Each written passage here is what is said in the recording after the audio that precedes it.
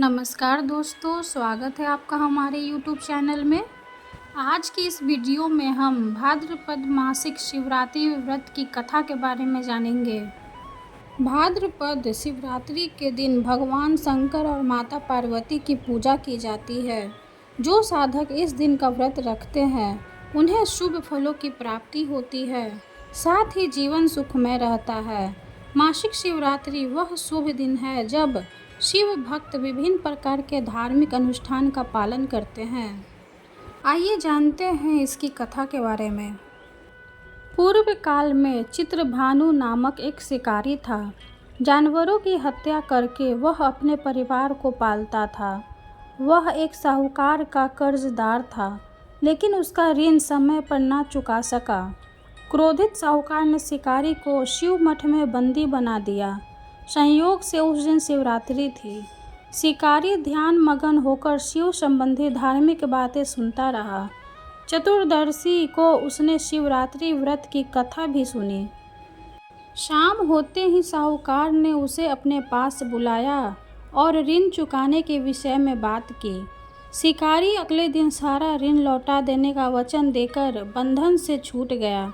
अपनी दिनचर्या की भांति वह जंगल में शिकार के लिए निकला, लेकिन दिन भर बंदी गृह में रहने के कारण भूख प्यास से व्याकुल था। शिकार खोजता हुआ वह बहुत दूर निकल गया। जब अंधकार हो गया तो उसने विचार किया कि रात जंगल में ही बितानी पड़ेगी। वह वन एक तालाब के किनारे एक बेल के पेड़ पर चढ़कर रात बिताने का इंतजार करने लगा। बेल वृक्ष के नीचे शिवलिंग था, जो बेल पत्रों से ढका हुआ था। शिकारी को उसका पता न चला। पड़ाव बनाते समय उसने जो टहनियाँ तोड़ी वे संयोग से शिवलिंग पर गिरती चली गई। इस प्रकार दिन भर भूखे प्यासे शिकारी का व्रत भी हो गया और शिवलिंग पर बेल पत्र भी चढ़ गए। एक पहर रात्रि बीत जाने पर एक गर्भिणी हिरनी तालाब पर पानी पीने पहुंची।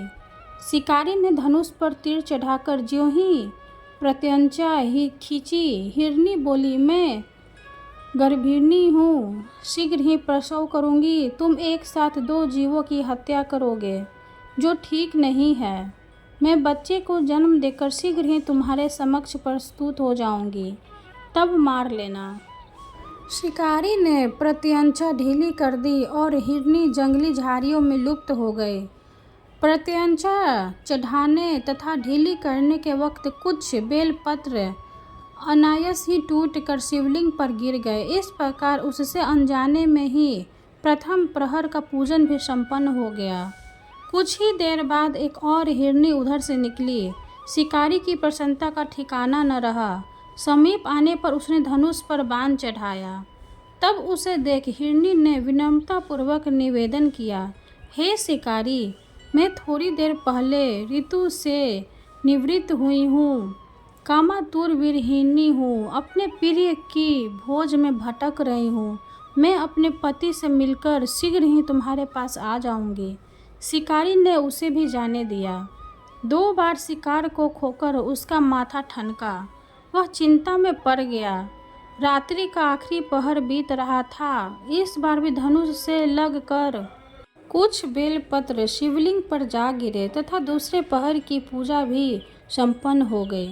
तभी एक अन्य हिरनी अपने बच्चों के साथ उधर से निकली। शिकारी के लिए यह स्वर्णिम अवसर था। उसने धनुष पर तीर चढ़ाने में देर नहीं लगाई। वह तीर छोड़ने ही वाला था कि हिरनी बोली, हे शिकारी, मैं इन बच्चों को इनके पिता के हवाले करके लौट आऊँगी। इस समय मुझे मत मारो। शिकारी हंसा और बोला, सामने आए शिकार को छोड़ दूं? मैं ऐसा मूर्ख नहीं। इससे पहले मैं 2 बार अपना शिकार खो चुका हूँ। मेरे बच्चे भूख प्यास से व्यग्र हो रहे हैं। उत्तर में हिरनी ने फिर कहा, जैसे तुम्हें अपने बच्चों की ममता सता रही है, ठीक वैसे ही मुझे भी। हे शिकारी, मेरा विश्वास करो, मैं इन्हें इनके पिता के पास छोड़कर तुरंत लौटने की प्रतिज्ञा करती हूँ। हिरनी का दुख भरा स्वर सुनकर शिकारी को उस पर दया आ गई। उसने उस मृगी को भी जाने दिया। शिकार के अभाव में तथा भूख प्यास से व्याकुल शिकारी अनजाने में ही बेल वृक्ष पर बैठा बेलपत्र तोड़ तोड़ कर नीचे फेंकता जा रहा था। पौ फटने को हुई तो एक हष्ट-पुष्ट मृग उसी रास्ते पर आया। शिकारी ने सोच लिया कि इसका शिकार वह अवश्य करेगा। शिकारी की तनी प्रत्यंचा देखकर मृग विनती स्वर में बोला, हे शिकारी, यदि तुमने मुझसे पूर्व आने वाली 3 मृगियों तथा छोटे छोटे बच्चों को मार डाला है तो मुझे भी मारने में विलंब न करो, ताकि मुझे उनके वियोग में एक क्षण भी दुख न सहना पड़े। मैं उन हिरनियों का पति हूँ। यदि तुमने उन्हें जीवन दान दिया है तो मुझे भी कुछ क्षण का जीवन देने की कृपा करो। मैं उनसे मिलकर तुम्हारे समक्ष उपस्थित हो जाऊंगा। मृग की बात सुनते ही शिकारी के सामने पूरी रात का घटना चक्र घूम गया। उसने सारी कथा मृग को सुना दी। तब मृग ने कहा, मेरी तीनों पत्नियां जिस प्रकार प्रतिज्ञाबद्ध होकर गई है, मेरी मृत्यु से अपने धर्म का पालन नहीं कर पाएगी। अतः जैसे तुमने उन्हें विश्वास पात्र मानकर छोड़ा है, वैसे ही मुझे भी जाने दो। मैं उन सबके साथ तुम्हारे सामने शीघ्र ही उपस्थित होता हूँ। शिकारी ने उसे भी जाने दिया। इस प्रकार प्रातः वो आई।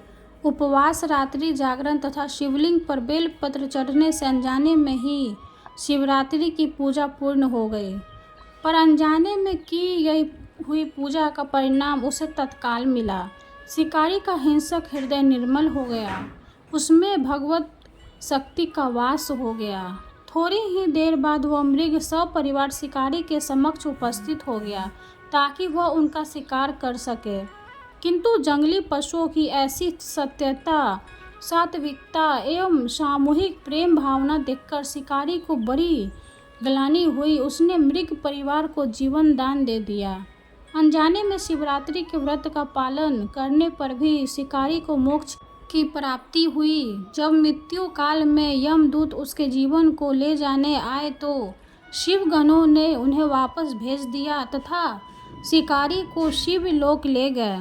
शिव जी की कृपा से ही अपने इस जन्म में राजा चित्रभानु अपने पिछले जन्म को याद रख पाए तथा महाशिवरात्रि के महत्व को जानकर उसका अगले जन्म में भी पालन कर पाए। कथा समाप्त हुई। वीडियो अच्छी लगे तो लाइक कर दें, चैनल को सब्सक्राइब कर दें। धन्यवाद।